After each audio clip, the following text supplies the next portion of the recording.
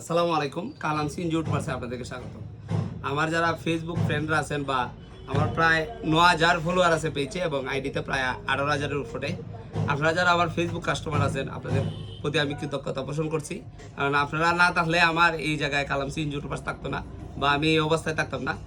প্রচুর বেচাকিনি, যা বেচাকিনি আছে আমার সাধ্যের বাহিরে। আল্লাহ তাআলা যে রিজিক রাখছেন অসংখ্য, মানে আমার চাহিদার চেয়েও বেশি রাখছেন। আমার ভাই দিনাজপুর থেকে আসছেন, উনি প্রায় 47,000-48,000 টাকার মাল নিছেন, আরও নেবেন। উনি অনেক দিন যাবৎ আমার ফেসবুকে ভিডিও দেখতেছেন।